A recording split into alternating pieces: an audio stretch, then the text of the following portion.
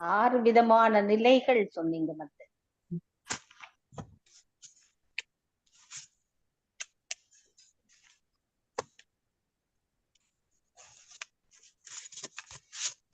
ரசங்கள் அதெல்லாம் சொன்னீங்க.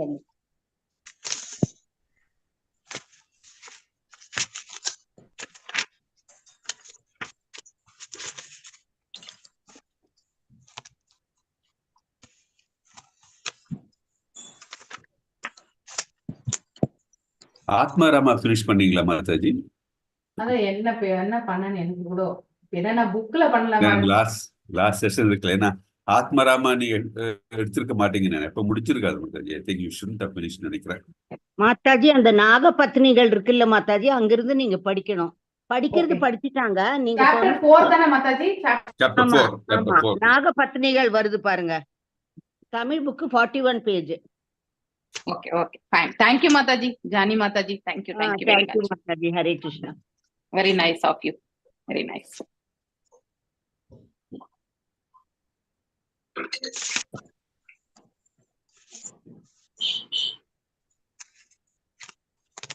ओम नमो भगवते वासुदेवाय.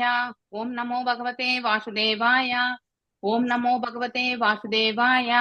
नारायणं नमस्कृत्यं नरं चैव नरोत्तमं देवीं सरस्वतीं व्यासं ततो जायमुदीरयेत् नष्टप्रायेषु बदरेषु नित्यं भागवत सेवयां भगवत्य उत्तम श्लोके भक्ति भवति नैष्टिकी. ओम अज्ञानतिमिरान्धस्य ज्ञानाञ्जने शलाकया चक्षुरुन्मीलितं येन तस्मै श्री गुरवे नमः. श्री चैतन्यं मनोभीष्टं स्थापितं येन भूतले स्वयं रूपा गदामह्यं तदा स्वापदाण्डिकम्. हे कृष्णा करुणा सिन्धु दीनबन्धु जगत्पते गोपेशा गोपिका कान्ता राधा कान्त नमस्तुते. सप्त काञ्चन गौरांगी राधे वृंदावनेश्वरी वृषभानुसुते देवी प्रणमामि हरिप्रिये. वाञ्छकल्पदारुभ्यश्च कृपा सिन्धुभ्य एव च पतितनां पावनेभ्यो वैष्णवेभ्यो नमो नमः. जय श्री कृष्ण चैतन्य प्रभु नित्यानंद श्री अद्वैत गदाधर श्रीवासदि गौर भक्त वृंदा. हरे कृष्णा कृष्णा कृष्णा हरे हरे हरे राम राम राम हरे हरे. எல்லாருக்கும் வணக்கங்கள். இஸ்கான் மங்களூரு சார்பா அவங்க எல்லாருமே இந்த செஷனுக்கு அன்போட வரவேற்கின்றேன். நாம் இன்னைக்கு இந்த 4வது சாப்டர்ல கொஞ்சம் தான் இருக்கு இல்லையா, அதை முடிச்சிடலாம். ஓகே, இன்னைக்கு இந்த 4th சாப்டர் முடிச்சிட்டு என்னோட கொஞ்சம் நிதானமா தான் போகணும். ஏன்னா அப்பதான் உங்களுக்கு அதை நன்னா புரிஞ்சுக்குவீங்க. ஏன்னா பக்தி சாஸ்திரில உங்களுக்கு டீட்டெயிலா கண்டிப்பா எடுக்க மாட்டோம். அதனால இப்போ நீங்க பண்றதை நல்லா ஆழ் மனசுல பதிச்சுக்கோங்க. அங்க ஒன்லி அப்ளிகேஷன் பார்ட்டு, ஸோ பேசிக்கலா அதுல இருக்கக்கூடிய மெயின் பாயிண்ட்ஸ் மட்டும்தான் உங்களுக்கு செஷன் லெவல்ல கவர் பண்ணுவாங்க. சரிங்களா? So you should follow this. ஒரே நிமிஷம்.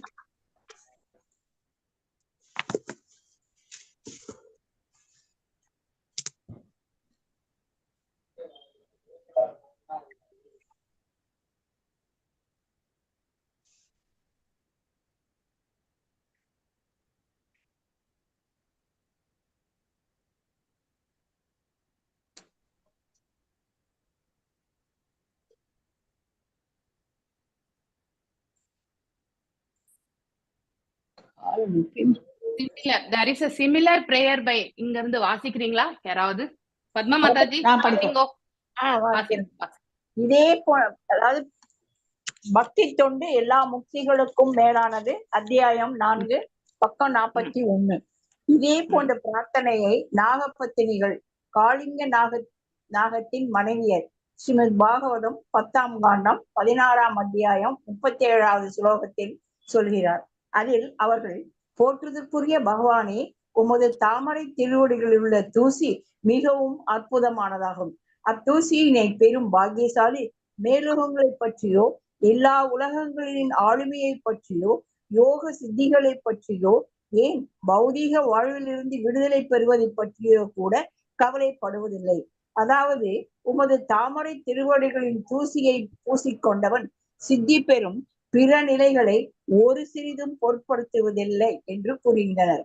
இதே கருத்து அந்நூலின் 10ஆம் காண்டம் 87ஆம் அத்தியாயம் 21வது ஸ்லோகத்தில் வேதங்களின் வடிவமான ஸ்ருதிகளால் கூறப்படுகின்றன. அவை பகவானை பின்வருமாறு பிரார்த்திக்கின்றன.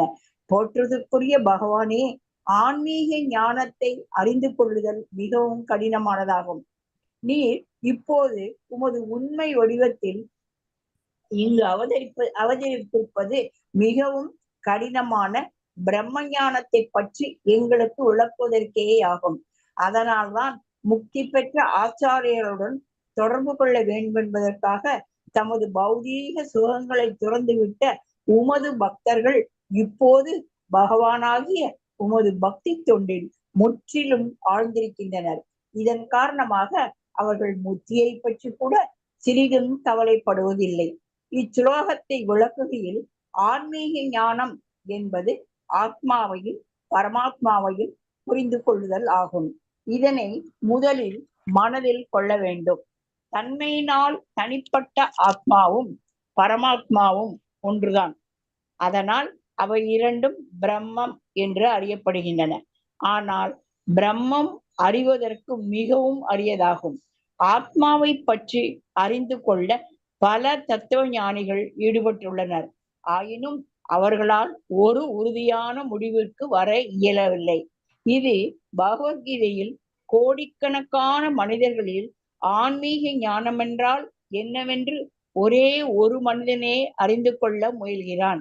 அவனை போன்றே அறிய முயல்பவர்களில் ஒரே ஒருவன் அல்லது ஒரு சிலரே முழுமுதற் கடவுள் என்றால் என்னவென்று அறிந்து கொள்கின்றனர் என்று உறுதி செய்யப்பட்டுள்ளது.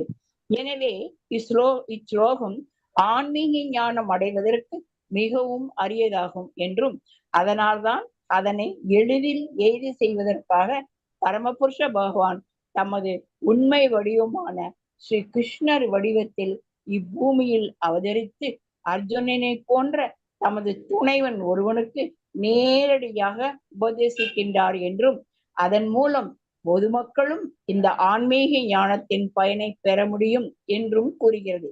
இஸ்லோகம் மேலும் விடுதலை என்பது பௌதீக சுகங்கள் அனைத்தையும் முற்றிலும் துரத்தல் என்று பொருளாகும் என்றும் விளக்குகின்றது. அருவவாதிகள் பௌதீக சூழலிலிருந்து விடுதலை பெறுவதில் திருப்தி அடைகின்றனர். ஆனால் பக்தர்களோ பௌதீக வாழ்க்கையினை துறந்து பகவான் கிருஷ்ணரின் அற்புத செயல்களை பற்றி கேட்டல், ஓதுதல் என்னும் உன்னத ஆனந்தத்தினை அனுபவிக்கின்றனர். ஸ்ரீமத் பாகவதம் 11ஆம் காண்டம் 20ஆம் அத்தியாயம் 34வது ஸ்லோகத்தில் பகவான் கிருஷ்ணர் உத்தவரிடம் கூறுகிறார், அன்பிற்குரிய உத்தவா, முற்றிலும் சரண் புகுந்த பக்தர்கள் பிற இச்சைகள் இல்லாததனால் என்னுடைய பக்தி தொண்டில் உறுதியுடையவர்களாக இருக்கின்றனர்.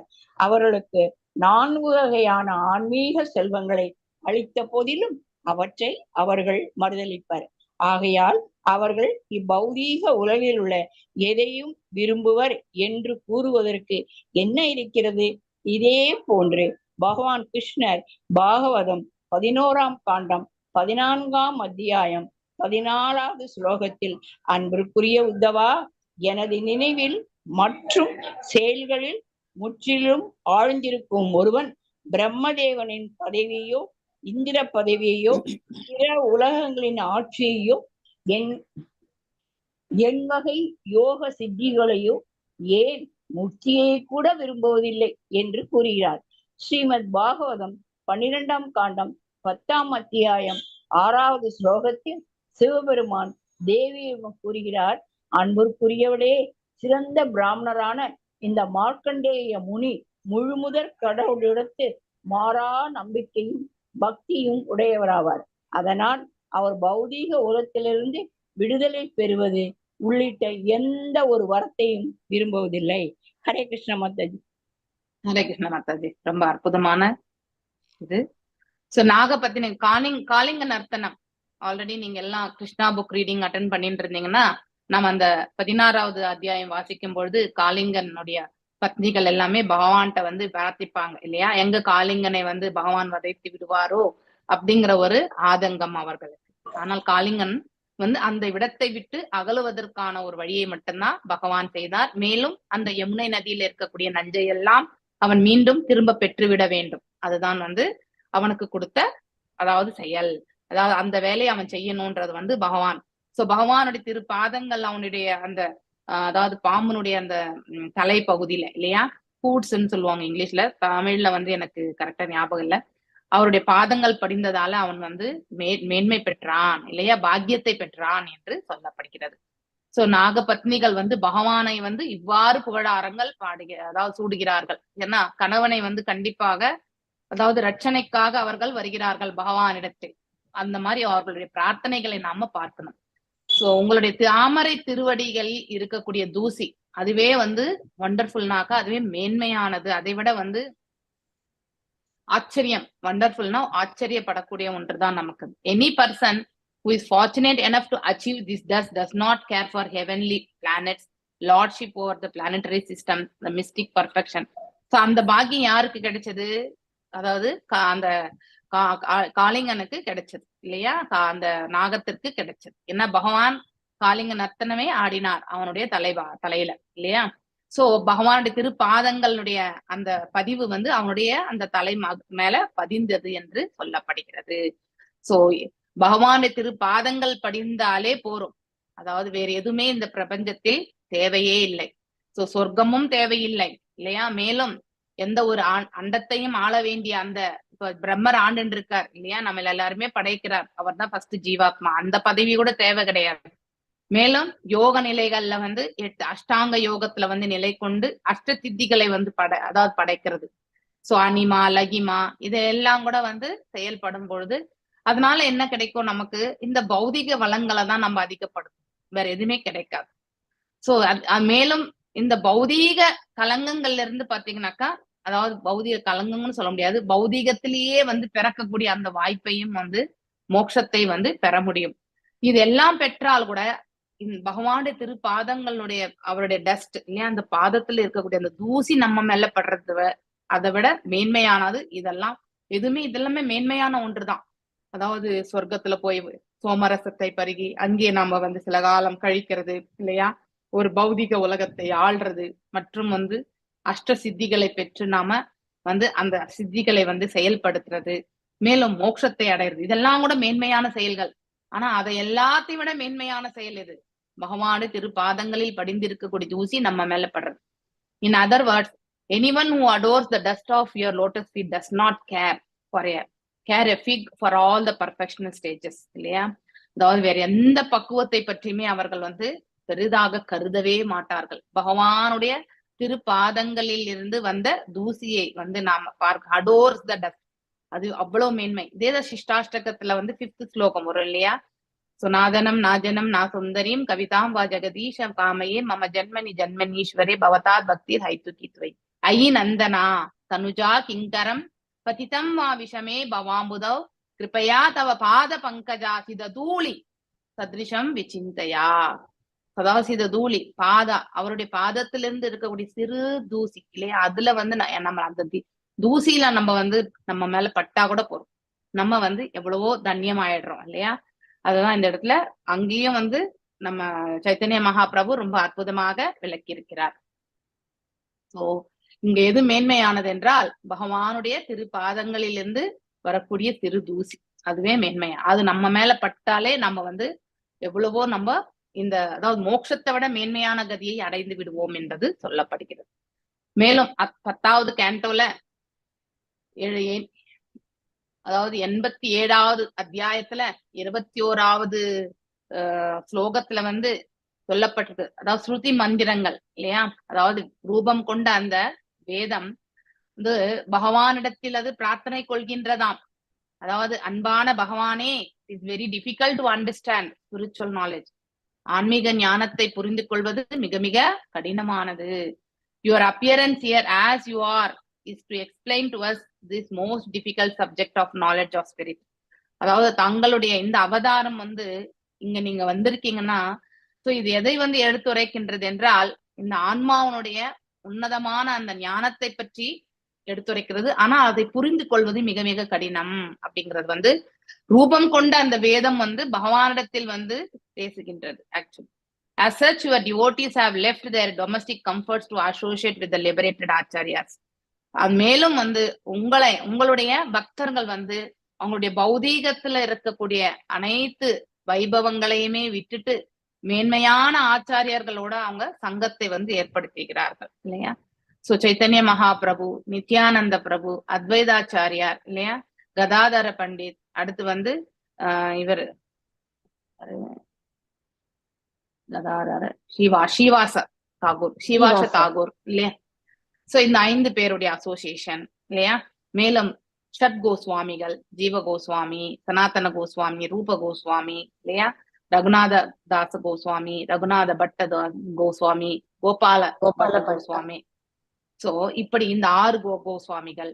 அதோட மட்டும் இல்லை, அதை விட இன்னும் அதுக்கு அவங்களுக்கு கீழே இப்ப நரோத்தம தாஸ் தாக்கூர் இருக்காரு, இவர் என்னது ஜெயதேவ் கோஸ்வாமி, இப்படி எத்தனை பேர் வந்து இருக்காங்க. ஜெயதேவ் கோஸ்வாமி சைதன்ய மகாபிரபுக்கு முன்னாடியே. சோ அவர் பாடிய பாடல்களை எல்லாமே நம்ம ஸ்ரீ வைஷ்ணவ இதுல வந்து நம்ம கௌடிய வைஷ்ணவ சம்பிரதாயத்துல வந்து மேன்மையானதாக கருதப்படுகின்றது. மத்தாஜி சைத்தன்ய பிரபுவுக்கு முன்னாடியே ஜெயதேவ கோஸ்வாமியா மத்தாஜி? அப்ப அவருடைய இதெல்லாம் இவரு வந்து அதுக்கப்புறம் சங்கீர்த்தனமா அதை பரப்பியிருக்காரு அவர் எழுதுனது இல்லையா மத்தாஜி? எஸ் அங்கீகரிக்கப்பட்டது, அது அங்கீகரிக்கப்பட்டு பரப்ப ஆரம்பிச்சு. Yes you are right. So அங்கீகரிக்கப்பட்டது அவரால, சைத்தன்ய மகாபிரபுவால. ஜெயதேவ் கோஸ்வாமியுடைய தன்மையை நம்ம எடுத்துரைத்தா நம்ம கண்டிப்பா அதை புரிஞ்சுக்கவே முடியாது நம்மளால. அவர் வந்து பகவானுடைய, அதாவது அவரை பற்றி வந்து அவர் பக்தி கொண்டே வந்து அவர் ஏதாவது சொல்ல வருவாராம். அந்த எழுத்துக்கள் எல்லாமே ஒரு வரி சொன்ன உடனே அப்படியே அந்த, அதாவது பாத்தீங்கன்னா அந்த பக்தியில போயிட்டு அப்படியே வந்து சரிஞ்சிருவாராம், எழுந்து முடிக்கவே முடியாதாம். அப்படிப்பட்டவர். இந்த சித்தகமலா அந்த ஜெயதேவ் கோஸ்வாமி இது வந்து சயன ஆரத்தியில பாடுவாங்க ஜெகநாதருக்கு. ஸோ அதுவும் ரொம்ப ஃபேமஸ். அதுக்கப்புறம் நம்ம இன்னொன்னு கூட ஜெயதேவ் கோஸ்வாமி இது நம்ம வாசிக்கிறோம். சோ இந்த மாதிரி பாடல்கள் வந்து பாடும்பொழுது நரசிம்மர் இது கூட நீங்க நரசிம்மர் வந்து ஆமா, அதாவது தசாவதார ஜெயதேவ் கோஸ்வாமி. ஆமா. சோ அதுவும் கூட வந்து ஜெயதேவ் கோஸ்வாமி தான் எழுதுனது. சோ அவரு எழுதுவாராம். அப்ப அந்த காலத்துல வந்து துணியில நெய்வாங்களாம். ஸோ இவர் சொல்ல சொல்ல அந்த எழுத்துக்கள், அப்படின்னா அந்த நெசவாளி எவ்வளவு டேலண்டா இருக்கணும் இல்லையா, எழுத்துக்களை வந்து துணியில வந்து நெய்யணும்னா அது அவ்வளவு சுலபமானது கிடையாது. ஸோ இப்படி இருக்கும்பொழுது அவரு ஜெயதேவ் கோஸ்வாமி ஏற்று இருக்கக்கூடிய அந்த பாடல்கள், ஒரு பாடலுக்கு வந்து முடிவு வரும்பொழுது ராதையினுடைய பாதங்கள் வந்து பகவானுடைய தலை மீது இருக்கிற மாதிரி ஒரு வரி வருமா. ஐயோ இது தவறு இல்லையா அப்படின்னு நினைச்சிட்டு அந்த அடிச்சிருவாராம் அவர் வந்து. ஆனாலும் வந்து மீண்டும் மீண்டும் எழுதும்பொழுது அதே வரிதான் வருமா. ஆனா அவரால் வந்து அது தப்பு இல்லையா அப்படின்னு சொல்லிட்டு அது எழுதாமலே அப்படியே விட்டுட்டு தூங்கிடுவார். அதாவது அந்த பரவச நிலையிலே போய் அப்படியே விழுந்துருவார். இவர் எப்ப எழுதுறதுன்னு பார்த்துட்டே இருப்பாங்க. அப்படி இந்த மாதிரி நினைக்கும் பொழுது ஒரு நாள் வந்து இவர் அது பாதியிலே விட்டதை வந்து இவருடைய, அதாவது ஜெகநாதரே வந்து அவர் வந்து சொல்லி அந்த நெசவாளிக்கு சொல்லி அதை முடிச்சிருவாராம். சோ மீண்டும் வந்து படிக்கும் பொழுது அவர் சொன்ன வரியே தான் அங்க இருக்குமா. ராதையினுடைய பாதங்கள் பகவானுடைய தலை மீது இருக்கிற மாதிரி ஒரு வரி வருமா. அது எந்த பாடல்னு எனக்கு கூட சற்று ஞாபகம் வரல. சோ அப்படி அது, ஆனா அந்த ராதை யாரு? பகவானுடைய அந்தரங்க சக்தி, அவருடைய இதுதான் இல்லையா. சோ அவருக்கும் ராதைக்கும் எந்த வேறுபாடு கிடையாது. அது பேசிக்கலி அவருடைய அந்தரங்க சக்தியினுடைய சொரூபம் தான் தாயார். அப்படி இருக்கும் பொழுது அதுல எந்த வேதமும் கிடையாது. மேலும் ராதையினுடைய அந்த பிரேம பாவத்தை தான் பகவான் வந்து அனுபவிக்கணும்னு நினைச்சார். So that is the highest taste actually இல்லையா. ஸோ அந்த பிரேம பாவத்துலதான் அததான் வந்து சைத்தன்ய மகாபிரபுவாக வந்தார். ஸோ அவரே வந்து அந்த ராதையினுடைய பாவத்தோடயே அவரே வந்தார் என்று சொல்லப்படுகிறது. மீண்டும் அப்போ பகவான் முன்னாடி போய் பாடும்போது, நான் வரவே இல்லையே, உங்க அண்ணன் சொல்லிட்டு யாரோ வந்தாங்க இது சொன்னாங்கன்னும் பொழுது, அப்போ இவர் ஜெகநாதர் தான் வந்திருக்கார் அப்படிங்கிறது வந்து ஜெயதேவ் கோஸ்வாமிக்கு வந்து புரிய வந்துதான். அப்படி அது எக்ஸாக்ட்லி அது எந்த பாடல்லன்னு எனக்கு தெரியாது. 19வது இதுல 7வது சரணம். ஓகே, எந்த இதுல என்ன மத்தாஜி, எந்த இதுல சொல்றீங்க நீங்க? அதான் இப்போ அவர் எழுதி வச்சுட்டு குளிக்க போயிட்டாரு. அப்ப வந்து பகவானே வந்து எழுதுவார் மத்தாஜி. ஆமா ஆமா கரெக்ட் அதுதான் அது என்ன இது. ஏன்னா 4-5 எழுதியிருக்காரு அவர் வந்து, நிறையவே எழுதியிருக்காரு. அதுல எந்த பாடல்ல அது வருதுன்னு எனக்கு தெரியாது. But this was told by one of the devotee. அவங்க சொன்னதை தான் நான் உங்களுக்கு திருப்பி சொல்றேன். நானும் இன்னும் எந்த இடத்துல இருந்து எனக்கு வாசிக்கல, தெரிஞ்சுக்கல. மோஸ்ட்லி ராதிகா மாதாஜி எங்கேயாவது கேட்டிருக்காங்க. உங்களுக்கு சொன்னாங்களா ராதிகா மாதாஜி? இல்ல மாதாஜி. ஓகே ஃபைன், நம்ம செக் பண்ணணும் அது என்ன ரெஃபரன்ஸ்ன்னு சொல்லிட்டு. சோ நம்ம தசாவதார ஸ்தோத்திரமும் ஜெயதேவ் கோஸ்வாமி தான் எழுதுனது. அதுக்கப்புறம் வந்து மங்கள உஜ்வல கீதம் கூட வந்து ஜெயதேவ் கோஸ்வாமி தான், ஜெகநாதருக்கு பாடக்கூடிய மங்கள உஜ்வல கீதம். இப்படி அந்த அளவுக்கு பக்தியில மேன்மை அடைந்து விட்டால் நம்மளுடைய நிலையை கூட நம்ம வந்து மறக்க வேண்டிய சுச்சுவேஷன் வரும். அப்படிப்பட்ட ஒரு பாவத்தை தான் நாம எடுத்துட்டு வரணும். சோ பக்தர்கள் அந்த பாவத்தில் தான் பகவானை வந்து, அதாவது they will be, that is rejoicing ன்னு சொல்லலாம் இல்லையா, அந்த பரமானந்தத்தை அனுபவிப்பார்கள் பக்தர்கள்.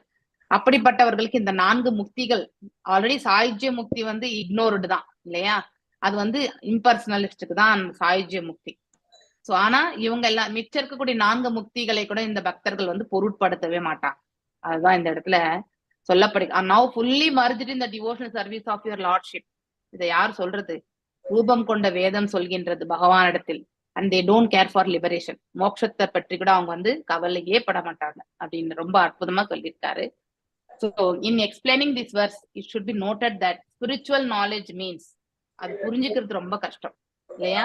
ஆன்மீக அறிவை என்பது நம்ம ஆத்மாவை பற்றியும் பரமாத்மாவை பற்றியும் வந்து தெரிந்து கொள்வதுதான் ஆன்மீக அறிவு. ஆனா அத உணர்ந்துதான் தெரிஞ்சுக்க முடியும், பிரபுபாதர் எழுத்துக்கள்ல நிறைய இடங்கள்ல வந்து அதெல்லாம் எப்படி நம்ம உணர முடியுன்றதுக்கான ப்ராசஸ் எல்லாம் நிறைய இடங்கள்ல பாகவதத்திலேயே நிறைய சொல்லியிருக்காரு. எவ்வாறு நம்ம வந்து பக்தி கொள்ளணும், இப்படி எல்லாவற்றையுமே வந்து நிறைய இடங்கள்ல வர்றது. ஆனாலும் அதை நாம பக்குவமாக செயல்படுறதுக்கான ஹரே கிருஷ்ணா கிருஷ்ணா. பத்மா மாதாஜி நீங்க தான் அன்மியூட் பண்ணிருக்கீங்க. ஹரே கிருஷ்ணா. சோ நம்ம நாலேஜ புரிஞ்சுக்கணும். ஆன்மீக அறிவை புரிந்து கொள்வது என்பது ஆன்மாவை பற்றியுமே மற்றும் பரமாத்மாவை பற்றியும் தான் தெரிஞ்சுக்கிறது தான். ஆன்மாவும் பரமாத்மாவும் இயல்பினால் நித்தியமானவர்கள் இல்லையா, அதாவது குவாலிட்டி. சோ அதாவது தன்மையால் வந்து இரண்டும் ஒன்றுதான். And therefore both of them are known as பிரம்மன். அதனால்தான் பிரம்ம நிலை. ஆத்மாவும் பிரம்ம நிலையை காணும் பொழுதுதான் விடுதலையில இருக்கு. பகவான் ஆல்ரெடி பிரம்ம நிலையிலே இருக்கக்கூடியவர் தான், அவர் பூரணமாக இருக்கின்றார். நாம ஒரு 78% தான் அவருடைய இதுல வந்து அடைய முடியும். ஏன்னா அளவுல வந்து அவரோட கம்பேர் பண்ண முடியாது. There are so many philosophers engaged in the matter of understanding the soul. நிறைய தத்துவவாதிகள் இந்த ஆத்மாவை பத்தி ஆராய்ச்சியில இறங்கி இருக்காங்க. ஆனா அது புரிஞ்சுக்கிறது ரொம்ப ரொம்ப கஷ்டம். But they are unable to make any tangible, அதாவது tangible advancement-னாக்கா ஒரு ப்ரோக்ரசிவ் மோட் அப்படின்னா நம்ம அந்த பாதையில வந்து அவர்களால வந்து ஒரு பாசிட்டிவா, அதாவது மேன்மையான ஒரு முன்னேற்றத்தை வந்து அவங்களால அடையவே முடியல. It is confirmed in Bhagavad Gita that out of millions of இல்லையா, அதாவது மனுஷ்யானாம் சஹஸ்ரேஷு இல்லையா. அந்த அந்த ஸ்லோகம் நம்பர் என்ன அது சொல்லி, மனுஷ்யானாம் சஹஸ்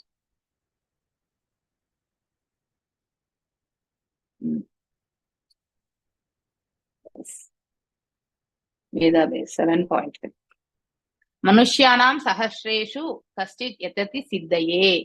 சோ அதாவது மனிதர்களில் 10,000 பேர் இருக்கிறவங்க வந்து 1000 பேர்கள்ல யாரோ ஒருத்தருக்கு தான் அவங்கள வந்து புரிஞ்சுக்கக்கூடிய அப்படி ஒரு பாக்கியம் கிடைக்கும் இல்லையா. அப்படி புரிந்து கொள்ளக்கூடிய பாக்கியத்தை பெற்ற 10,000 இருக்கிறவங்கள யாரோ ஒருத்தர் தான் வந்து உண்மையிலே வந்து உங்களை அடைய முடியும் என்றதை வந்து சொல்லப்படுகிறது.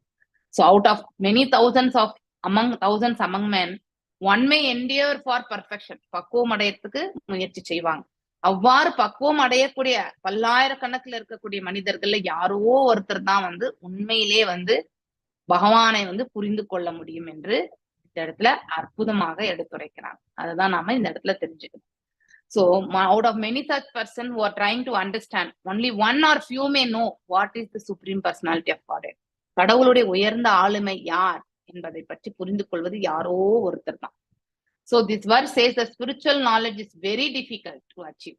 ஆன்மீக அறிவை பற்றி தெரிந்து கொள்வது மிக மிக கடினமானது. So in order to make it more easily attainable, அதை வந்து சுலபமா அடையறதுக்கு வந்து the Supreme Lord himself come in his original form as Sri Krishna and gives his instruction directly to an associate. அதை தெரிஞ்சுக்கிறதுக்காக தான் பகவத்கீதையே வந்தது. ஸோ தட் நாம் எல்லாருமே அதை வந்து உபயோகப்படுத்தி ஆன்மீக பாதையில முன்னேற்றமாக செல்வதற்கு நாம முயற்சி செய்யணும். மேலும் this verse also explains that liberation means having completely given up all material comforts of life. அதாவது விடுதலை அடைந்த ஆத்மான்னா இந்த பிரபஞ்சத்துல பௌதீக அதாவது நன்மைகள் அனைத்தையும், நன்மைகள்ன்றதை விட பௌதீகத்தால் ஏற்படக்கூடிய அதாவது சுகங்கள் இல்லையா, ஒரு சுக அந்த அப்படிப்பட்ட சுகங்களை எல்லாமே வந்து விட்டுறது. இப்ப நமக்கு ஒரு மாட மாளிகையில இருக்கணும், ஒரு நல்ல ஒரு ஹை குவாலிட்டி பெட்ல படுத்து தூங்கணும், நல்ல ஏசி போட்டு இருக்கணும் இல்லையா, உணவு வந்து நல்லா வகை வகையா செய்து சாப்பிடணும், இப்படி இதெல்லாமே பௌதீக கம்ஃபர்ட்ஸ் தான் இது எல்லாமே இல்லையா. சோ அப்ப புலன்கள் எல்லாம் அதுக்கான இதுல வந்து அட்டாச்மெண்ட் ஆயிடும் இல்லையா. ஆனா எங்க வேணாலும் இருக்கக்கூடிய அதாவது கட்டாந்தரையிலயும் படுத்து தூங்குறதுக்கான ஒரு பக்குவம் இருக்கணும். அதே மாதிரி வந்து அரிசி கஞ்சியே வந்து சூடா வந்து நைவேத்தியமா படைச்சு கொடுத்தாலும் அதை ஸ்வீகரிக்கிறதுக்கான மனசு இருக்கணும் இல்லையா. அதே மாதிரி பட்டாடை தான் உடுத்தணும்ன்றதை விட ஒரு காட்டன் துணியை கொடுத்தா கூட அதை வந்து உடுத்தி கொள்ளக்கூடிய பக்குவம் இருக்கணும். நாளைக்கு என்ன நிகழப் போகின்றது, நம்மிடத்தில் நாளைக்கான இருப்பு இல்லையே அப்படிங்கிற அந்த வருத்தமே இல்லாத ஒரு பக்குவத்தை நாம் எடுத்துட்டு வரணும். சோ நாளையை பற்றி இல்லையென்ற அந்த வருத்தம், நாளை இல்லது இல்லதான், பகவான் இருக்கார் நமக்கு வந்து வழி நடத்துவார் என்ற நம்பிக்கை கொண்டு செயல்படணும். அதை விடுத்துட்டு நாளைக்கு இல்லையே அப்படின்னு நம்ம ஏங்கிட்டு உட்கார்ந்துருப்போம் பாருங்க, அப்படிப்பட்டவங்க இன்னும் பௌதிகத்துல இருந்து விடுதலை இவந்தோ அவங்க பரம ஏழையாக இருந்தாலும் கூட அவங்க வந்து பௌதிகத்துல இருந்து விடுதலை அடையவில்லை என்பது பொருள். சோ அது எல்லாமே மெட்டீரியல் கம்ஃபர்ட்ஸ் இல்லையா. நம்ம பௌதீக கம்ஃபர்ட்ஸ்ல தான் நம்ம எல்லாமே இருக்கும். Those who are impersonal simply trying, இது இன்னும் ஒரு படி, இது இவங்களை விட அதாவது அட்லீஸ்ட் சென்ஸ் கிராட்டிபிகேஷன், ஃப்ரூட்டிபிகேஷன் இல்லையா, பலன் கருதும் செயல்கள், புலன் நுகர்ச்சி செயல்கள் ஈடுபடுவர்களை இன்னொரு ஹையஸ்ட் லெவல் எதுனாக்கா இந்த பௌதீகம், அதாவது இது ஒரு இந்த பிரபஞ்சத்தை வாழ்றதே ஒரு தலைவலின்னு நினைச்சுட்டு இங்க வந்து விட்டு போனா போறோம் நினைக்கிறவங்க வந்து இம்பர்சனலிஸ்ட் இல்லையா. அது ஹேட்டட்னஸ்ல தான் வரும் அது எல்லாமே. ஸோ அந்த மாதிரி இருக்கக்கூடாது. Simply being liberated from material circumstances, but those who are the devotees, இந்த பிரபஞ்சத்திலே இந்த பிரபஞ்சம்ல நரக உலகத்துக்கு அனுப்பிச்சா கூட அவங்க வந்து பகவானுடைய சேவை புரிவதற்கான மார்க்கம் இருந்தா போரும்னு நினைப்பாங்க. அதுதான் வந்து பக்தனுடைய மன பக்குவம். அங்கேயும் சென்று அவங்க வந்து இந்த தெய்வீகமான ஆனந்தத்தை கேட்பதாலும் சொல்லதாவது பாடுவதாலுமே அவர்கள் வந்து அடைகிறார்கள். இங்க மேலும் இந்த 11th canto 20th chapter 34வது verse 11வது அத்தியாயமே வந்து பகவானுக்கும் உத்தவருக்கும், இந்த பிரபஞ்சத்தை விட்டு போறதுக்கு முன்னாடி உத்தவருக்கும் மைத்ரேயருக்குமே வந்து பகவான் எல்லாத்தையுமே எடுத்துரைத்து போகிறார். ஆன்மானா என்ன மற்றும் வந்து பரமாத்மா என்ன, இது எல்லாத்தையுமே வந்து உத்தவ கீதையா கூட நம்ம வந்து உத்தவ கீதை நீங்க சும்மா சர்ச் பண்ணா கூட உங்களுக்கு கிடைக்கும்.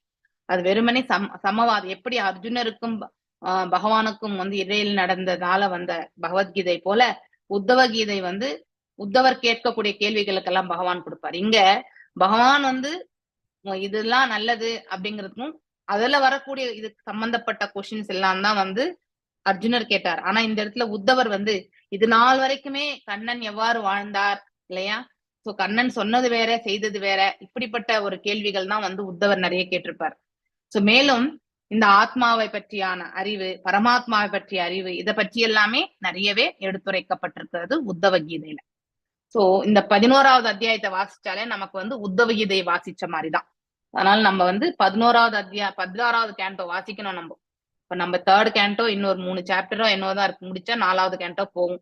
இறை அருள் நல்லபடியா நம்ம எல்லாருக்கும் கிடைக்க பெறணும்ன்ற ஒரே ஒரு பிரார்த்தனை. 12 cantoக்களுமே நம்ம வந்து இன்னொரு 4 வருஷம்னா கண்டிப்பா ஆகும். அதுக்குள்ள முடிக்கிறதுக்கு வந்து பகவானுடைய கிருபையோட நாம இதை தொடரணும்ன்ற பிரார்த்தனைகள் அன்றாடம் வையுங்கள். நீங்க பாகவதம் வந்து முழுசா படிச்சாலே இந்த பிரபஞ்சத்தை விட்டு நாம செல்லும் பொழுது மோட்சகதியை அடைய முடியும் என்றும் சொல்லப்படுகிறது. மினிமல் இல்லையா, மினிமல் இது. நமக்கு மோட்சம் கூட வேண்டாம், பகவான் நமக்கு என்ன கொடுப்பாரோ பிறவி கொடுத்தா கூட நம்ம ஏத்துக்குவோம். ஏன்னா அங்கேயும் வந்து அவர் ரட்சணை கொடுத்தா போறோம், நமக்கு வழி நடத்தினா போறோம், அவ்வளவுதான் நம்ம பகவான்கிட்ட வேண்டிக்கணும் இல்லையா.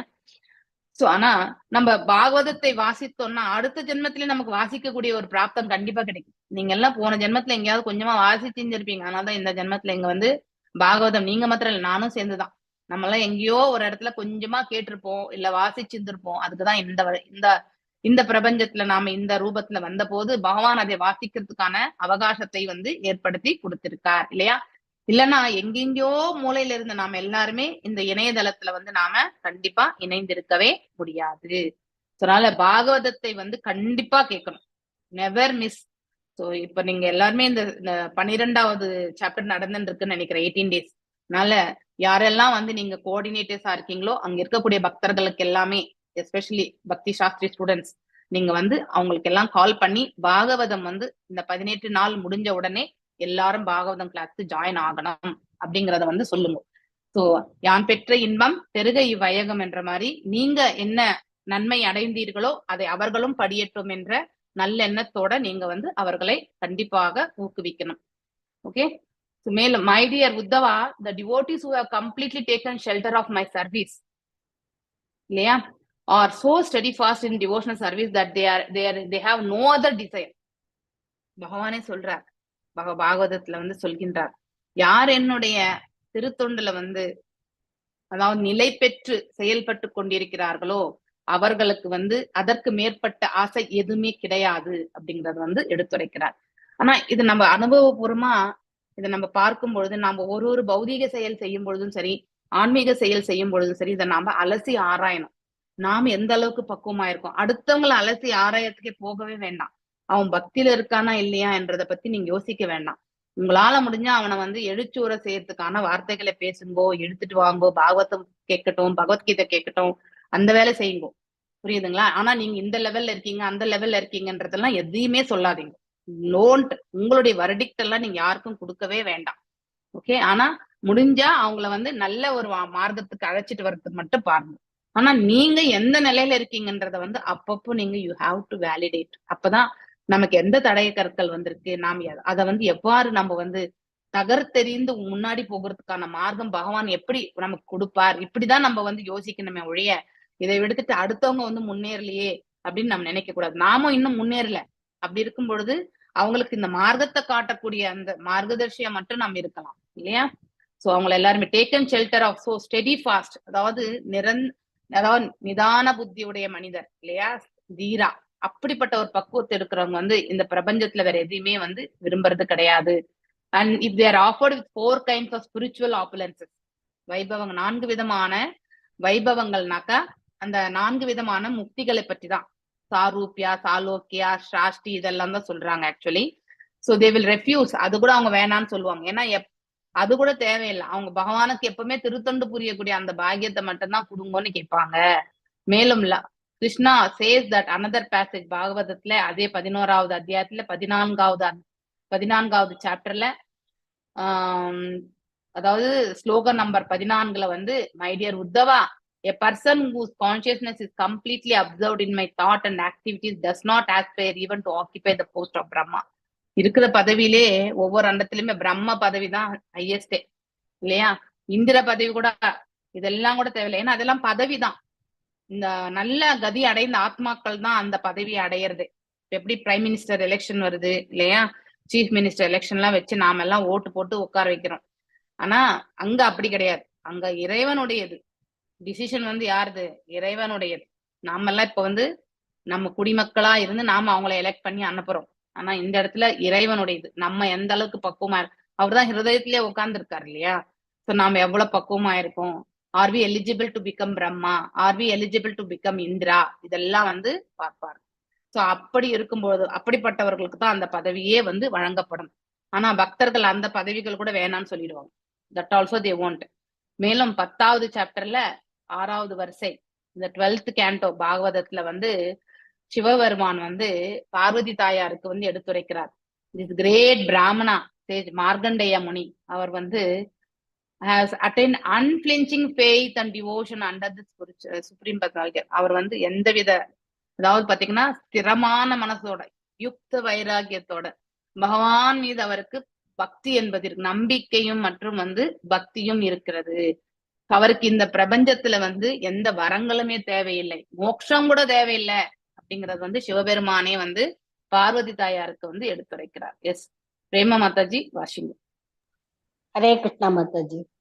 அது போல பத்ம புராணத்தில் கார்த்திகை மாதத்தில் செய்யப்படும் ஒரு சடங்கினை பற்றிய விளக்கம் காணப்படுகின்றது.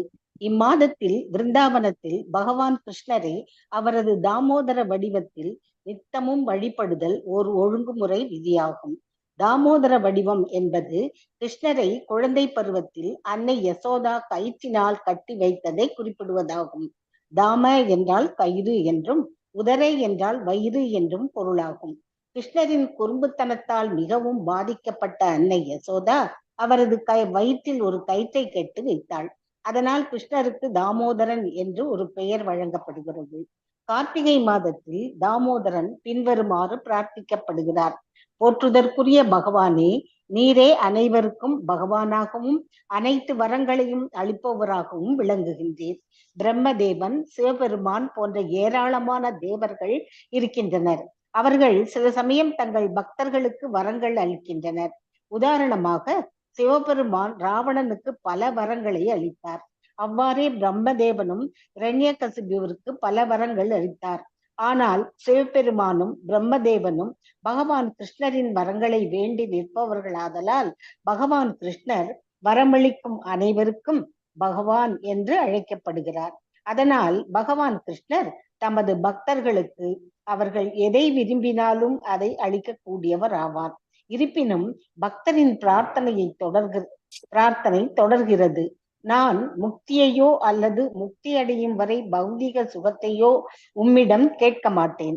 நான் வேண்டுவது எல்லாம் நான் இப்போது காணும் இத்தாமோதர வடிவத்தையே எப்போதும் சிந்தித்துக் கொண்டு இருக்க வேண்டும் என்பது ஒன்றுதான். நீர் எழில்மிக்கவராகவும் வசீகரமுடையவராகவும் விளங்குகின்றீர். இவ்வற்புத வடிவத்தை தவிர எனது மனம் வேறு எதையும் விரும்புவதில்லை. இப்பிரார்த்தனையின் மற்றொரு இடத்தில், போற்றுதற்குரிய பகவான் தாமோதரரே, நீர் ஓர் குறும்புக்கார குழந்தையாக நந்த மகாராஜாவின் இல்லத்தில் விளையாடி கொண்டிருந்த பொழுது நீர் தாயின் தயிர் பானையை உடைத்து விட்டீர். அதற்காக அன்னை யசோதா உம்மை ஒரு குற்றவாளியாக கருதி கயிற்றினால் ஓர் உரலில் கட்டி வைத்தாள். அப்போது நீர் குபேரனின் இரு புதல்வர்களான நலகூபரனுக்கும் மணிகிரீவனுக்கும் சாப விமோச்சனம் அளித்தீர். அவர்கள் இருவரும் நந்த மகாராஜாவின் முற்றத்தில் இரு மருத மரங்களாக நின்று கொண்டிருந்தனர். எனது ஒரே வேண்டுகோள் உமது கருணை மிக்க லீலைகளால் என்னையும் அதுபோல விடுவித்தருள வேண்டும் என்பதுவே. இஸ்லோகத்தில் ஒளிந்திருக்கும் கதை என்னவென்றால், குபேரனின் இரு புதல்வர்கள் தங்கள் தந்தையிடம் இருந்த செல்வத்தின் காரணமாக கர்வமிக்கவர்களாக இருந்தனர். ஒரு முறை அவர்கள் இருவரும் தேவலோகத்தில் உள்ள ஒரு குளத்தில் தேவமங்கையர்களுடன் நிர்வாணமாக நீர் விளையாட்டுகளில் ஈடுபட்டிருந்தனர். அச்சமயம் நாரத முனிவர் அவ்வழியே வந்து கொண்டிருந்தார்.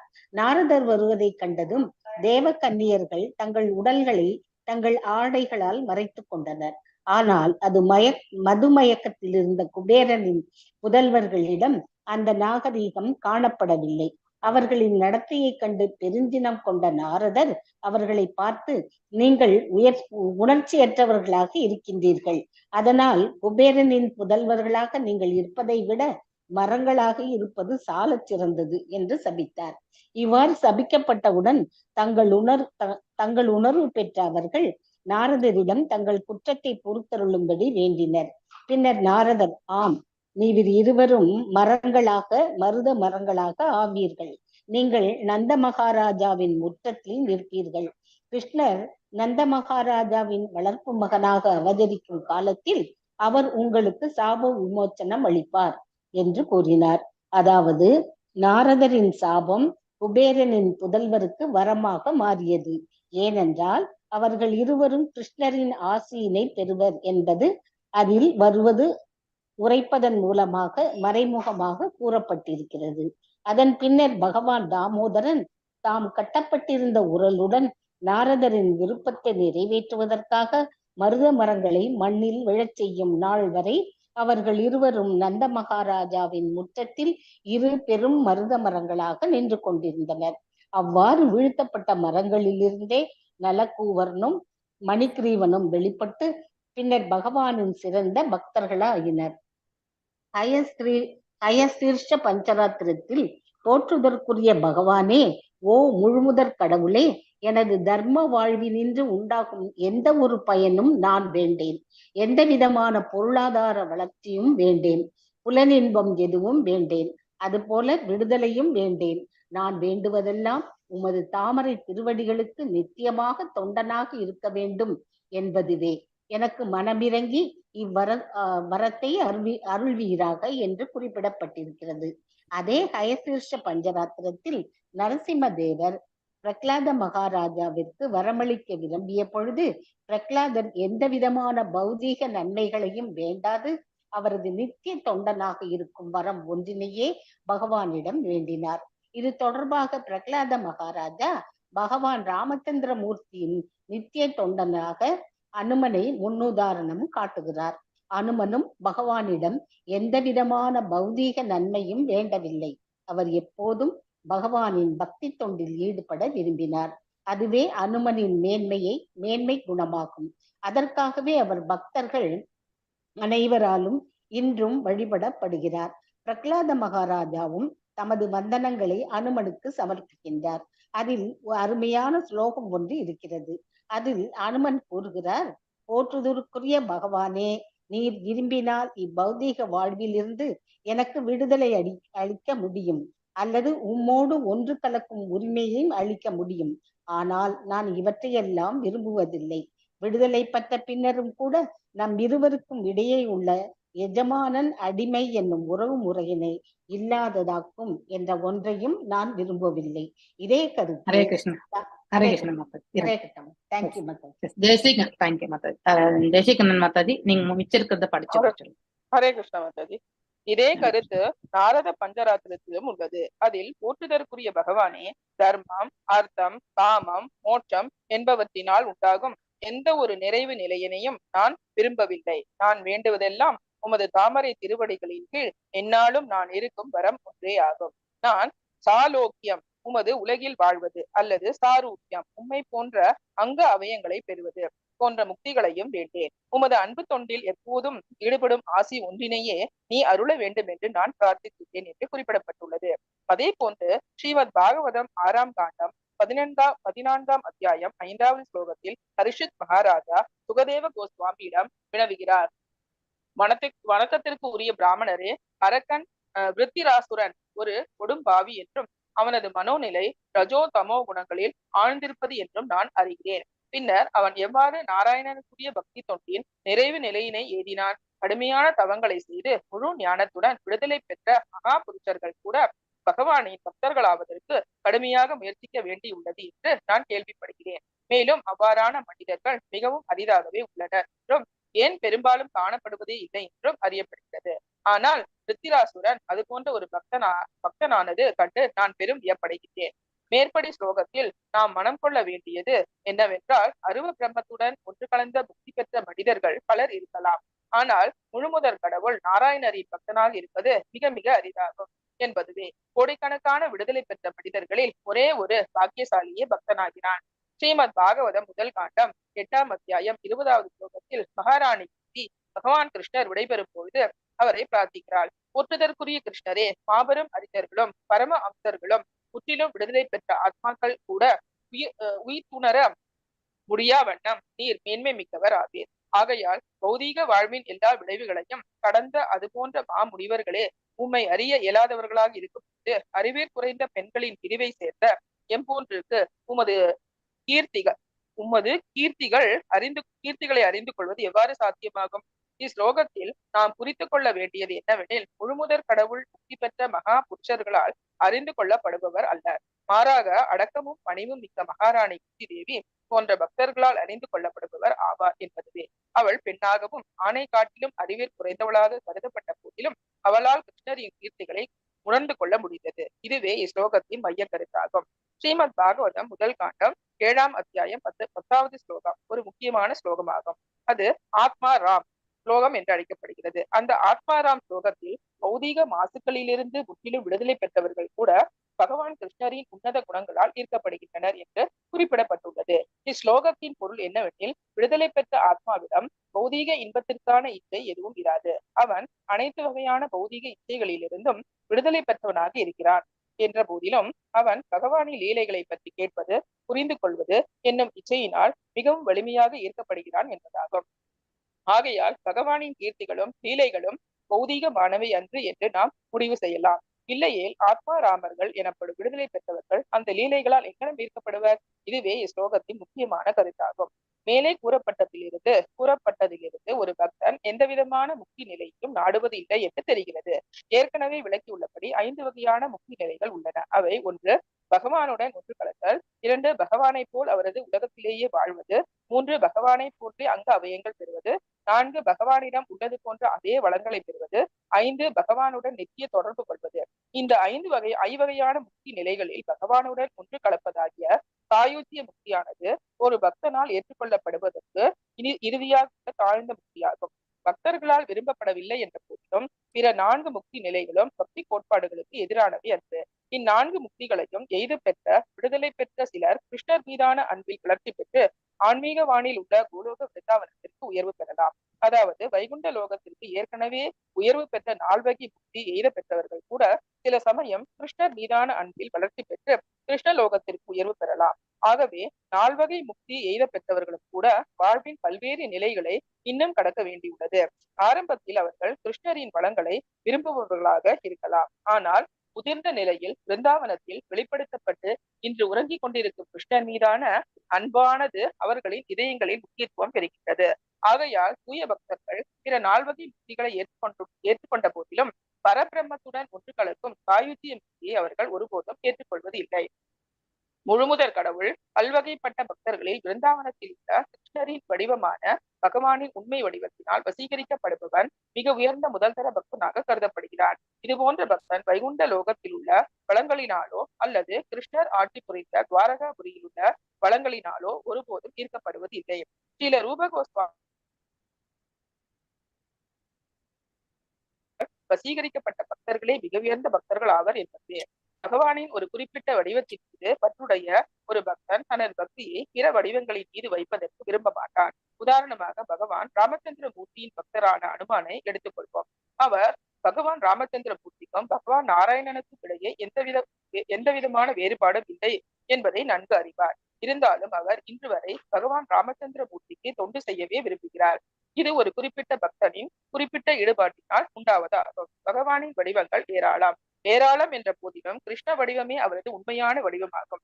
பகவானின் பல்வேறு வடிவங்களிலும் ஈடுபாடுடைய பக்தர்கள் அனைவரும் ஒரே பிரிவை சேர்ந்தவர்களே என்றாலும் பகவான் கிருஷ்ணரின் பக்தர்கள் அனைத்து பக்தர்களின் வரிசையிலும் மிக உயர்ந்தவர்கள் என்று கூறப்படுகிறது. Hare Krishna Mataji. Thank you so much Mataji. Thank you Mataji. Thank you. நம்ம இப்போ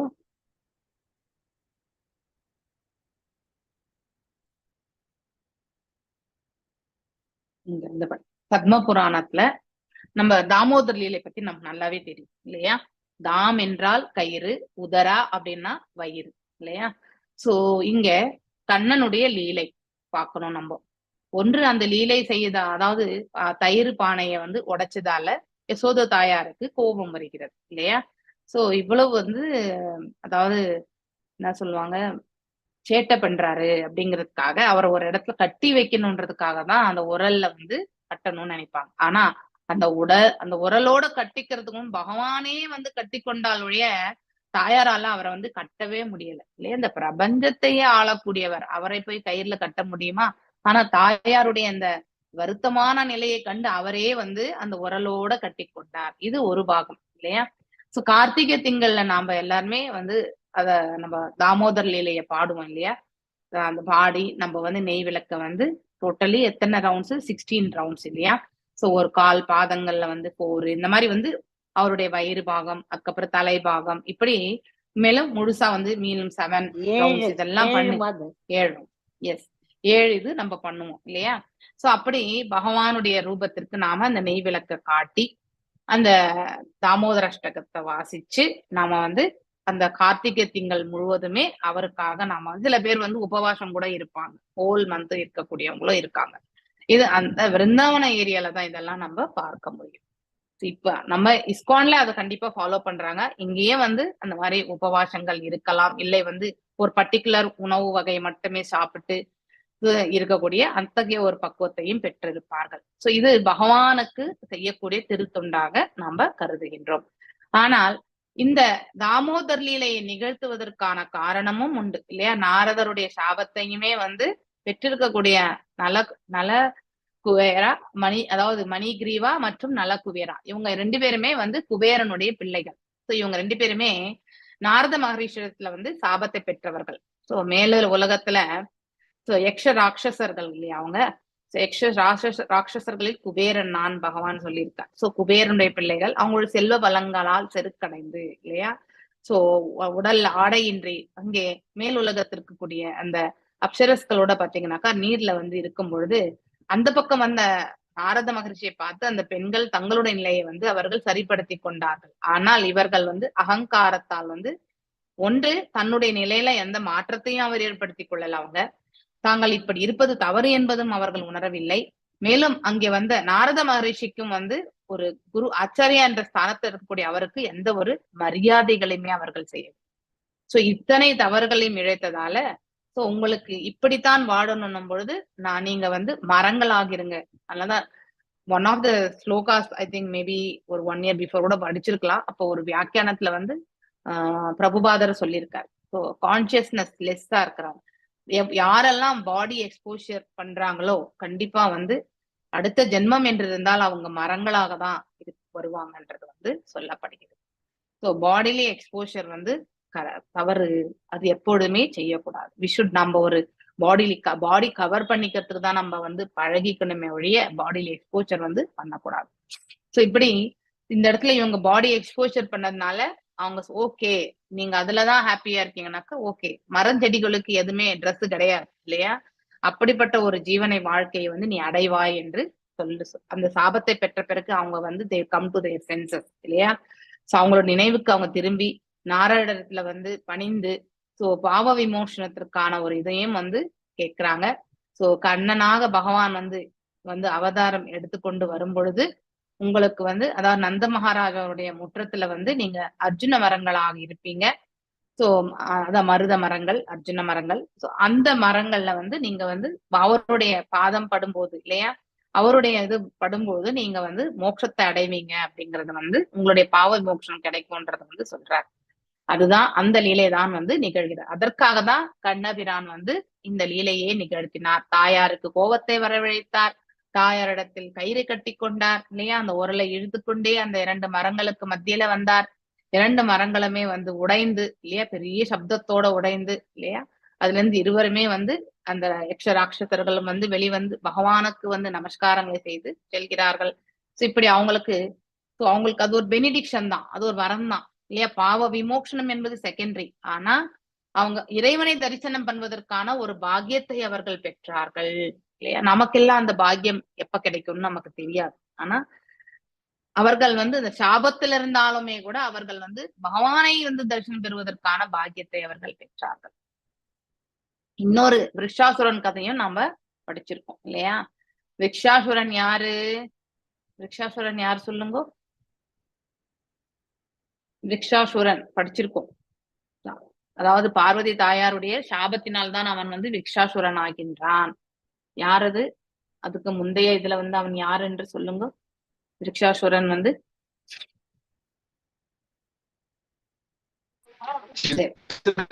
மாதாஜி. ஹரே கிருஷ்ணா. சித்ரகேது.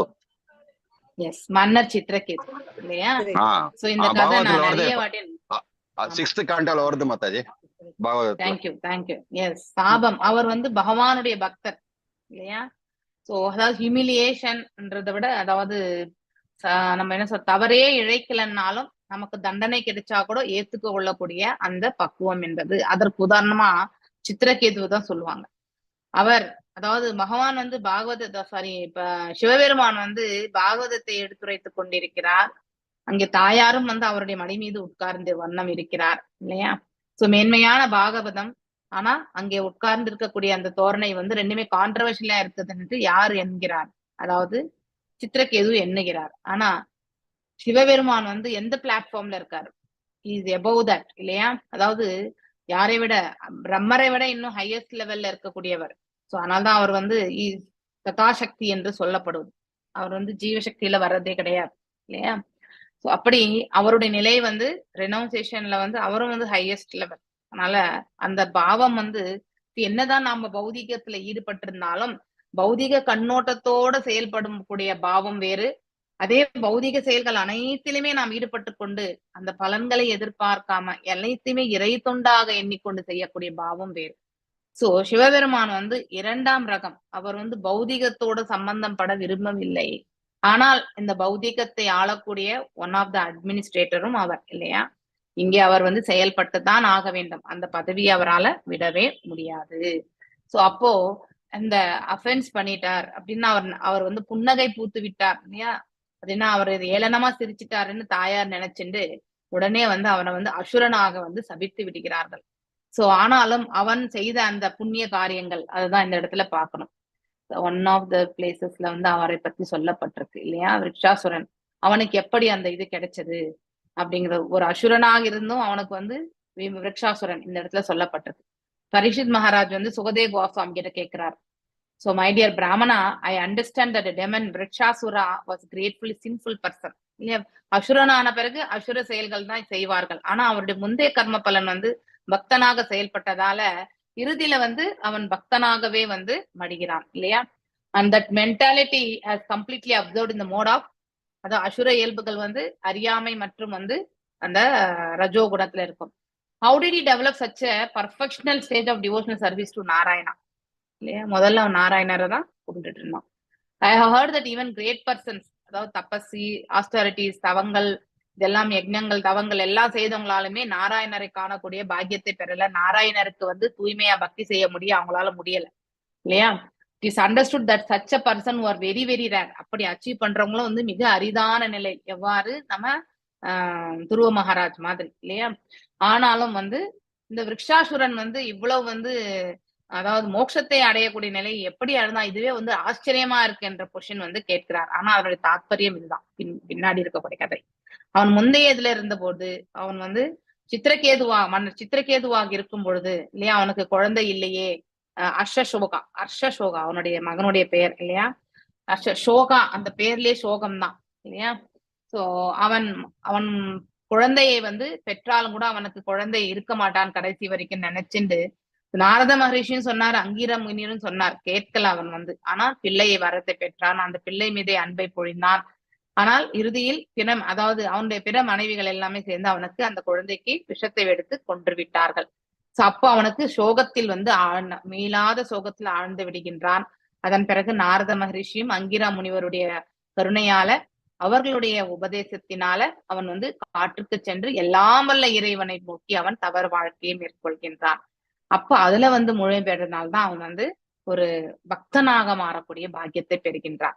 அந்த தபஸ்னுடைய மகிமைதான் அவன் வந்து பிற்காலத்துல அவன் விருட்சாசுரனாக ஆனாலுமே மோட்சத்தை அடையிறதுக்கான பாக்கியத்தை அவன் பெறுகிறான். இதுதான் பேக்ரவுண்ட் ஸ்டோரி. ஓகே. மேலும் அதாவது ஹயசேஷ்ட பஞ்சாத்ரால வந்து என்ன சொல்லப்பட்டிருக்குன்னா, சோ பகவானே ஐ டோன்ட் வாண்ட் அவங்க அப்படின்னா ஒரு பக்தன் என்ன சொல்றாருன்னா, தர்ம அர்த்த காம மோட்சத்தால வரக்கூடிய பலன்கள் எனக்கு எதுவுமே வேண்டாம். நான் உங்களுடைய எப்பொழுதுமே நித்திய தொண்டனாக மட்டும் இருக்கிறதுக்கு எனக்கு பாக்கியத்தை கொடுங்க. அது ஒண்ணுதான் நான் வந்து கேட்கிறேன். அந்த வரம் மட்டும் போறோம்னு சொல்றாங்க. மேலும் நரசிம்ம தேவரை பார்த்து பிரகலாத் மகாராஜ் சொல்றாரு, எனக்கு அதாவது இரண்யகசிபு வதைத்தாயிற்று. இன்னும் நெக்ஸ்ட் வந்து பிரகலாத் மகாராஜ் தான் ஆட்சி ஆளணும். சோ அவருக்கு எல்லா வைபவங்களுமே வந்து நரசிம்ம தேவர் கொடுக்கிறார். ஆனாலும் அப்ப பிரகலாத் மகாராஜ் சொல்றாரு, எனக்கு இதெல்லாம் வேண்டாம். இதெல்லாமே பகவானை மறக்கக்கூடிய ஒன்றுதான். எப்ப நம்ம வைபவங்கள் பக்கம் நம்முடைய மனதை இட்டு செல்கின்றோமோ ஆட்டோமேட்டிக்கலி நம்ம ஆன்மீகத்தின் தரப்பில் நம்மளால நிலைத்து வாழவே முடியாது. டிஸ்ட்ராக்ஷன் தான். அதனாலதான் அவர் ஒன்று வரம் என்ன கேட்கிறாருன்னா, நித்திய பக்தனாக இருக்கக்கூடிய வரத்தை மட்டும் கொடுங்க, உங்களுக்கு எப்பவுமே நான் தொண்டு புரியணும் அப்படிங்கிறது மட்டும்தான் கேட்கிறார். அதற்கு உதாரணமாக யாரை சொல்கிறார்? இந்த ஹனுமனை வந்து சொல்கிறார். சோ ராமச்சந்திர பிரபுவுக்கு எப்பொழுதுமே அவர் வந்து நித்திய சேவகனாக இருந்தவர் இல்லையா? சோ அதாவது இஸ் அ மாஸ்டர் சர்வெண்ட். அந்த தாசியமாக இருந்தக்கூடிய அந்த தன்மை அதே மாதிரி நான் இருக்கணும் உங்களுக்கு அப்படிங்கறதுதான் கேட்கிறார். மேலும் ஹனுமனுடைய குவாலிட்டி என்னன்னா, பகவான் வந்து கிருஷ்ணராகவோ மற்றும் வந்து நாராயணராகவோ விஷ்ணுவாக இருந்தாலும் அந்த ரூபங்கள் மீது அவருக்கு வந்து அவ்வளவு ஈடுபாடு கிடையாது. வெறும் ராம ரூபத்துல மட்டும்தான் பகவானுக்கு திருத்தொண்டு புரியணும்ன்றது. அதனாலதான் பக்தர்கள் அவங்கவுங்க மனசுக்கு எந்த ரூபத்துல வந்து பகவானை வந்து பிடிக்கிறதோ அந்த ரூபத்துலதான் அவங்க சேவிப்பாங்க இல்லையா. ஆனா எல்லா ரூபங்களுமே ஒன்றுதான். ஆனா அப்படி நம்ம புரிஞ்சுக்கும் பொழுது ஹையஸ்டா பாக்குறது வந்து கிருஷ்ணர்ல இருந்து தான் அனைத்துமே வருவதால ஹையஸ்டா வந்து கிருஷ்ண பக்தர்களே ஒருபடி மேல் அப்படிங்கறத வந்து, அதாவது ஹையஸ்ட் அப்படிங்கறது வந்து லாஸ்ட் பேராகிராஃப்ல வந்து சொல்லப்பட்டிருக்கு. மேலும் நாரத பஞ்சராத்திர விதிகள்ல கூட 4 விதமான தர்ம அர்த்த காம மோக்ஷ இல்லையா, இதனால வரக்கூடிய எதுவுமே எனக்கு தேவையில்லை. மேலும் முக்தி கூட வந்து சாரூபிய சாலோக்கிய இதெல்லாம் கூட எனக்கு தேவையில்லை, எப்பவுமே உங்களுக்கு திருத்தொண்டு புரியக்கூடிய அந்த பாக்கியத்தை வேணும்னு தான் நாரத பஞ்சராத்திரத்திலேயே சொல்லி இருக்கிறதாக எடுத்துரைக்கப்பட்டிருக்கு.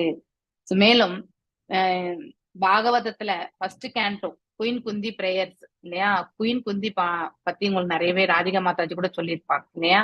சோ பெண்கள் எல்லாமே வந்து லெஸ் இன்டெலிஜென்ஸ்ல தான் கன்சிடர் பண்ணுவாங்க. ஆனா அப்படி லெஸ் இன்டெலிஜென்ஸ் இருந்தாலுமே பெண்கள், நீங்க எந்த மத இதுல போனாலுமே பெண்களுடைய கூட்டம் தான் ஜாஸ்தியாவே இருக்கும் ஆண்களை விட. ஏன்னா பேசிக்கலி கடவுளுடைய உயர்ந்த ஆளுமையை வந்து எந்த ஒரு கேள்வி கேட்காம ஏற்றுக்கொள்ளக்கூடிய பக்கம் பெண்கள் இடத்துல உண்டுன்னு பிரபுபாதர் அந்த வியாக்கியானத்திலேயே எழுதியிருக்காரு actually. So without any reservation இல்லையா, அதாவது ரிசர்வேஷன்னா இஃப் பட் கண்டிஷன்லாம் எதுவும் போடாம இப்படி இருந்தாதான் இப்படி அப்படின்ற கொஷினே கிடையாது. சோ பேசிக்கலி அந்த மனப்பாங்கு வந்து பெண்கள் இடத்துல உண்டு. அதனாலதான் பெண்கள் வந்து பக்தி இதுல வந்து பக்தி கல்ட்டுல பாத்தீங்கன்னாக்கா பெண்கள் தான் நிறையவே இருப்பாங்க இல்லையா. சோ அத இந்த இடத்துல பார்க்கும்பொழுது ஈவன் குந்தி தாயார் வந்து யுவர் டிவோட்டி இல்லையா, அந்த இதுல அவங்க என்ன கேக்குறாங்க கண்ணனை, எனக்கு நிறைய அதாவது இன்னல்களை கொடு, இது நாள் வரைக்கும் நீ இன்னல்களை தான் கொடுத்த, ஆனாதான் எங்களோடயே இருந்த, சோ நீ எப்பொழுதுமே உன்னை வந்து தரிசிக்கக்கூடிய பாக்கியத்தை நாங்க பெறணும். இப்ப நீ அங்க அதாவது அவர் துவாரகைக்கு போயிட்டா பாண்டவர்கள் வந்து மன வருத்தம் இல்லையா, அவரை பிரிஞ்சிட்டோமேன்ட்டு. அதே மாதிரி இப்போ அங்க துவாரகையில நீங்க இல்லாம எல்லாருமே கஷ்டம், அங்கே பிறந்த இடம் இங்கே வாழ்ந்த இடம் இல்லையா, 2 வீடுகளுமே வந்து அவருக்கு வந்து பந்தத்தை ஏற்படுத்தி. அதனால அவங்க என்ன சொல்றாங்க, பகவான்கிட்ட பிரார்த்தனை வைக்கிறாங்க, எனக்கு இந்த பந்தத்துல இருந்து எனக்கு அதாவது விடுதலை கொடு. 2 பந்தங்கள்ல இருந்துமே உன்னை வந்து வெறுமனே வந்து எம்பெருமானாக நாம் காண வேண்டும், அவ்வளவுதான். உறவு முறைகளுக்கு அப்பாற்பட்ட ஒரு ரிலேஷன்ஷிப் தான் வந்து குந்தி தாயார் வந்து கேட்கிறார். So that is the status of the Kunti Devi. So அதுதான் அது. சோ பெண்ணாக இருந்தாலுமே இல்லையா, பெண்கள் குறைவான அதாவது குறை மதியாளர்கள் என்ற நிலையில அவர்கள் வந்து அந்த கேட்டகரியில அவங்க கேரக்டரைஸ் பண்ணா கூட, பட் பகவானுடைய புகழ் ஆரங்களை எல்லாம் நன்னா புரிஞ்சுட்டவங்க அவங்க. சோ அங்கே வந்து நம்ம எந்த பேதபாவத்தையுமே பகவான் யாருமே பேதபாவம் பார்க்கறது இல்ல. நாம் அப்படி பார்க்கும்பொழுது அவருடைய திருஷ்டில இருந்து பார்க்கும் பொழுது இங்க இருக்கக்கூடிய அனைத்து ஆண்களும் பெண்கள் எல்லாருமே ஈஸ் த சுப்ரீம் புருஷா, நாம் எல்லாருமே பிரகிருதி தான் இல்லையா, 13வது அத்தியாயத்து பிரகாரம் பார்க்கும்பொழுது. சோ ஆனா நாம இங்க ஒரு பர்டிகுலர் இந்த கிராஸ் பாடியோட வந்திருக்கோம் இல்லையா, ஸ்தூல உடலோட இருக்கும். ஆண் பெண் அப்படி பார்க்கும் பொழுது நாம ஆண், அவங்க புருஷான்றதுல வருது. உண்மையிலே ஒவ்வொருவருமே அவங்கவுங்களுடைய உடலுக்கு அவங்கதான் வந்து 2ஆம் புருஷன், அதை நாம தெரிஞ்சுக்கணும். மேலும் பாகவதத்துல ஃபர்ஸ்ட் கேண்டோ 7th சாப்டர்ல ஆத்மாராம ஸ்லோகம் இருக்கு இல்லையா. ஆத்மாராமா என்பது என்னன்னாக்கா ஒருத்தர் வந்து பௌதீகத்திலிருந்து முழுமையாக விடுதலை அடைந்தவர், அதுதான் ஆத்மாராம நிலை இல்லையா. சோ கண்டாமினேஷன், அதாவது who are completely revelated from the material contamination, பௌதீக கலங்கங்கள்ல இருந்து யார் விடுதலை அடைந்திருக்கிறார்களோ அவங்க எல்லாமே பகவானுடைய தெய்வீகமான நிலையின் மீது ஈர்க்கப்படுகிறார்கள். So purport of this verse is that liberated soul has absolutely no desires, எந்த ஆசை பௌதிக ஆசையுமே இருக்காது இந்த இடத்துல, and is wholly free from all kinds of material desires. பௌதிக ஆசையிலிருந்து அவர் விடுதலை அடைந்திருப்பார். Yet still is irresistibly attracted to the desire. ஆசையை நம்மளால துறக்க முடியாது, ஆனா ஒன்று பௌதிக ஆசை இல்லைன்னா ஆன்மீக ஆசை, ஏதோ ஒண்ணு நம்ம கண்டிப்பா இருக்கணும். ஆசையே இல்லாத மனிதன் இந்த பிரபஞ்சத்துல கிடையாது இல்லையா. அதனால வந்து எப்பவுமே நம்ம ஆசைகளை மடைமாற்றிக் கொள்ளணும், அதான் ரொம்ப ரொம்ப முக்கியமானது. சோ இங்க பௌதிக ஆசையில இருந்து நாம என்ன பண்ணலாம், ஆன்மீக ஆசைக்கு நம்மள நாம மடைமாற்றிக் கொள்ளலாம். We may therefore conclude that the glories and pastimes of Lord are not material. So இதுல இருந்து நமக்கு என்ன தெரியறது, பகவான் மீது பக்தி கொள்ளும் பொழுது அது வந்து பௌதீகம் கிடையாது, that is not related to material அப்படிங்கறது வந்து நம்ம தெரிஞ்சுக்கலாம். அப்பதான் நம்ம அந்த விடுதலை அடையக்கூடிய தன்மையும் இதை நம்ம மனசளவில் நம்ம வந்து உணர்ந்து அறிய வேண்டும். ரொம்ப ரொம்ப முக்கியம். நம்ம எப்பயாவது பகவானை பற்றி கேட்கும் பொழுதும் நம்ம பகவானுடைய புனித நாமங்களை பாடும் பொழுதும் அவருடைய ரூபங்களை காணும் பொழுதும் நமக்கு வந்து இந்த பிரபஞ்சத்துல நடக்கக்கூடிய வஸ்துக்கள் மீது நமக்கு மனசு லயிக்கிறதா? கண்டிப்பா இருக்காது. அதுலயே நம்ம மூழ்கி இருக்கணும்ன்ற அந்த மனசு கண்டிப்பா வரும் இல்லையா? அப்ப அது பௌதீகமா இருந்தாக்கா நம்ம வந்து விடுதலைக்கான மார்க்கமே நமக்கு கிடைக்காது இல்லையா? மீண்டும் இந்த இடத்துல வர வேண்டியதுதான். ஆனா பகவானையே எண்ணிக்கொண்டு பீஷ்ம தேவர் 9th சாப்டர் 1.9 சாப்டர்ல இல்லையா, அவர் வந்து அவருடைய இது இந்த பிரபஞ்சத்தை விட்டு போகும்பொழுது நாராயண ஸ்வரூபத்தையே வந்து பார்த்துட்டே வந்து இந்த பிரபஞ்சத்தை விடணும்னு நினைக்கிறார். சோ அப்படிப்பட்டவர் வைகுண்டத்தை வந்து அடைகிறார் என்று சொல்லப்படுகிறது 9th சாப்டர்ல. இப்படி ரொம்ப இம்பார்ட்டன்ட் இது எல்லாமே. ஆத்மாராம வர்ஸ் ரொம்ப ரொம்ப முக்கியம்னு சொல்றது. இந்த 5 விதமான முக்திகளை பற்றி இங்க சொல்லப்பட்டிருக்கு. அதுல மிக மிக பேஸ் லெவல்ல இருக்கக்கூடிய முக்தி எது? சாயுஜ்ய முக்தி இல்லையா? அது யாருமே கேட்கறது இல்ல. மிச்சம் இருக்கக்கூடிய 4 கூட ஓரளவுக்கு பரவாயில்ல. ஆனா அதையும் தாண்டி இருக்கிறதா பக்தர்கள் இல்லையா? பகவானோட வைகுண்டத்திலேயோ இல்ல கிருஷ்ண லோகத்திலேயோ இருக்கணும்னு நினைக்கக்கூடியவங்க. சோ இந்த 4 முக்திகள் கூட அவங்க பெருசா நினைக்கிறது கிடையாது. அப்படிப்பட்டவங்க தான் அந்த ஃபர்ஸ்ட் கிளாஸ் டிவோட்டி, அதாவது உத்தம அதிகாரி என்பதை நாம புரிஞ்சுக்கணும். Vrindavana is the transcendental place where Krishna enjoys his eternal pastimes as a boy. இல்லையா? விருந்தாவனத்துல கோலோகத்திலுமே வந்து விருந்தாவனம் உண்டு இல்லையா? Gokulam. So and it is considered to the topmost sphere in the all existence. இருக்கிறதுலே வந்து உயர்வான ஸ்தலம் என்று சொல்லப்படுகிறது. When this Vrindavana is exhibited in the material world, the place is called as Gokula and the spiritual world is called as Goloka. அதாவது ஆன்மீக உலகத்துல அதுக்கு பேர் கோலோகம், இங்க வந்து கோகுலம் என்று சொல்லப்படுகிறது. இதோட இன்றைக்கான இந்த சாப்டர் வந்து நிறைவடைகின்றது. வாஞ்சகல்பதாருபியஷ கிருபா சிந்துபியே வச்ச பதிதனா பாவனேபியோ வைஷ்ணவேபியோ நமோ நமः. அனந்த கோடி வைஷ்ணவ விருந்த கி ஜெய். நாமச்சாரிய ஹரிதாஸ் தாகூர் கி ஜெய். ஹரே கிருஷ்ணா கிருஷ்ண கிருஷ்ண ஹரே ஹரே, ஹரே ராம ராம